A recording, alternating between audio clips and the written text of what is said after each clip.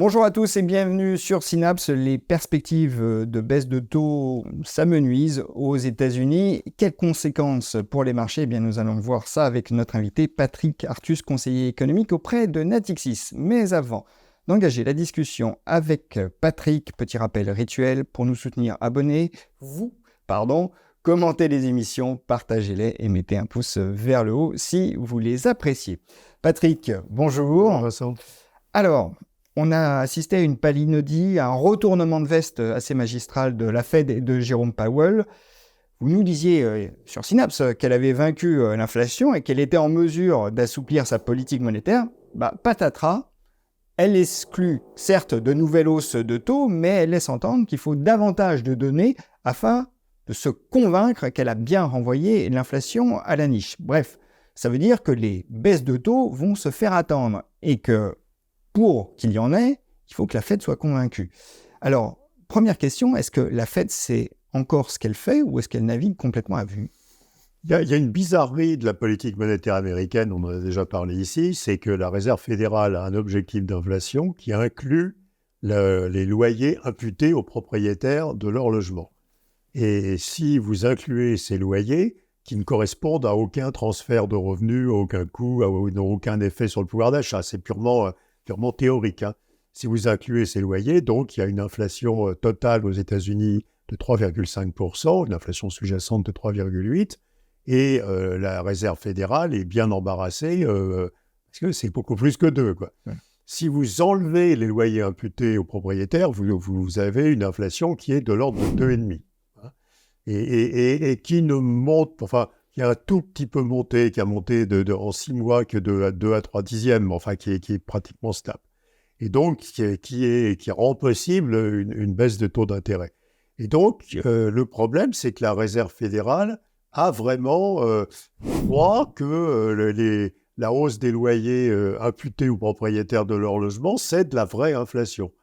C'est pas de la vraie inflation. Enfin, je veux dire, et d'ailleurs, ça ne rentre pas dans le coût de la vie, quoi. Ça ne correspond à aucune dépense effective des locataires, enfin des propriétaires de logements. Enfin, mais elle a toujours raisonné en incluant ces loyers imputés qui ajoutent plus d'1 point à l'inflation qui est mesurée. Elle croit ou est-ce qu'elle voit autre chose? Parce que la Fed, c'est tout de même 800 docteurs en économie, Oui, ils sont capables de observer ça. Alors, en théorie, si vous faites un indice des prix, vous devez inclure le coût d'usage du capital en logement. Mais le coût d'usage en capital en logement, ce n'est pas les loyers imputés. C'est quelque chose qui sera basé sur le taux d'intérêt des mortgages, qui tiendra compte des gens qui ont complètement remboursé leur emprunt ou pas. Ça. Et donc, vous arriveriez à quelque chose de bien moins significatif. De dire que c'est très pervers parce que les loyers imputés, c'est le même chiffre que les loyers effectifs. Donc, c'est presque 6% de hausse sur un an. Chaque fois que vous avez une politique monétaire restrictive aux États-Unis et que vous diminuez le stock de logements qui est disponible pour la vente ou pour la location, vous faites monter les loyers parce que y a une rareté des logements qui se crée. Et donc on sait que en fait, la meilleure arme pour faire baisser l'inflation aux États-Unis, ça serait de baisser les taux d'intérêt parce que les loyers baisseraient, quoi. Je veux dire, puisque le marché du logement serait réalimenté. Et donc, c'est extrêmement pervers et c'est bizarre. Alors, aucun autre pays ne fait ça. Et il faut vraiment avoir ça à l'esprit quand on compare l'inflation aux États-Unis et l'inflation dans la zone euro. Si vous enlevez les loyers imputés, on a à peu près la même inflation à 2,5%, à 2,4% dans la zone euro, aux États-Unis et dans la zone euro. Ça veut dire que les baisses de taux sont à écarter complètement en 2024? Alors, il faut faire un autre calcul qui est quel est le potentiel total de baisse des taux de la Réserve fédérale. Alors, moi, je fais ce calcul en disant la Réserve fédérale ne veut pas avoir des taux, parce que quand même l'inflation est un peu haute par rapport à ça. Elle ne veut pas avoir des taux d'intérêt qui soient inférieurs à la croissance nominale de long terme. Alors, la croissance nominale de long terme, c'est l'inflation de long terme. Alors, on utilise les swaps d'inflation, donc c'est 2,6 aux États-Unis. Et c'est la croissance potentielle des États-Unis, 2 ou 2,25. Enfin, Et donc, vous avez en gros 2,6 plus 2, ou 2 plus 2,6 plus 2,1. Donc, c'est 4,6 à 4,8 la référence pour une politique monétaire qui reste un tout petit peu restrictif parce qu'on a quand même un problème d'inflation qui dure aux États-Unis. Donc, au total, la marge de manœuvre pour la baisse des taux d'intérêt des États-Unis, alors, les marchés financiers croyaient que la Réserve fédérale pouvait baisser ses taux à 3%, donc de 250 points de base par rapport au point haut de 5,5 où on est aujourd'hui. C'est complètement exclu. 3%, ça serait pratiquement chiffrer la croissance potentielle à zéro, quoi, je veux dire.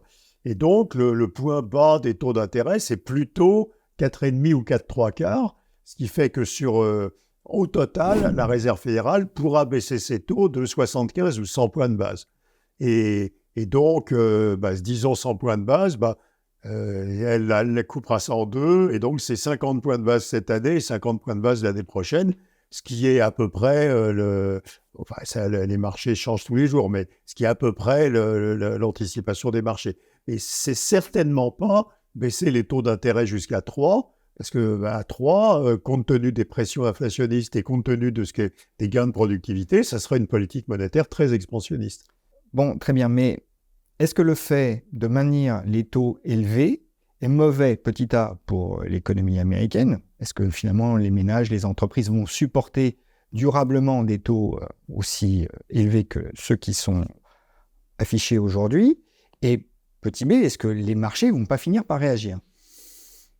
Je ne crois pas. Alors, on a eu un chiffre du premier trimestre de croissance du PIB de 1,6, qui est un peu décevant, et qui est dû uniquement à une contribution très négative du commerce extérieur. La demande intérieure des États-Unis continue à croître de 2,5% par an, c'est-à-dire un rythme très honorable, qui est le rythme à peu près de la croissance potentielle. Et je suis surpris de cette contribution négative du commerce extérieur, puisqu'il n'y a pas eu de dégradation forte de la balance commerciale, par exemple, des États-Unis. Donc c'est un pari, mais je pense que ce chiffre sera révisé à la hausse. Les États-Unis sont sur une pente de croissance qui est, si on enlève ces accidents d'hiver, qui est pratiquement de 2,5%. Il y a un redressement de l'investissement des entreprises. L'investissement des entreprises augmente de plus de 3% par an. Et surtout, il y a un fort redressement de l'investissement en logement des ménages, qui augmente de mémoire de 13% annualisé sur le trimestre. Et ça correspond à une normalisation des enquêtes de la Réserve fédérale sur l'offre et la demande de crédit. On a eu un gros pic où il y avait des conditions de l'offre de crédit très restrictives et une demande de crédit très faible, et puis on a corrigé ce gros pic. Et donc, l'économie américaine a l'air de tout à fait bien supporter des taux d'intérêt à une fourchette de 5,15, 5,5. À nouveau, ces taux d'intérêt ne sont pas tellement supérieurs à la croissance nominale des États-Unis. Et puis, par ailleurs, il y a encore énormément de liquidités. Si on regarde la liquidité de la Banque centrale a annoncé qu'elle arrêterait le quantitative tightening à la fin de l'année. Et si on regarde la liquidité disponible pour les agents économiques non bancaires, elle continue à augmenter. Elle a augmenté de 50% depuis 2019. Donc, on a énormément de monnaie dans l'économie américaine. Et cette monnaie, progressivement, achète des actions, quoi. Et donc, le marché des actions, même quand il y a des mauvaises nouvelles, il corrige et puis il repart parce qu'il est poussé par la quantité de monnaie disponible dans l'économie. Donc, je crois que la Réserve fédérale n'est pas pressée. Et donc, ma plus grande inquiétude, c'est le fait que, je reviens sur cette question, le fait que la Réserve fédérale a un objectif d'inflation qui est très bizarre, quoi.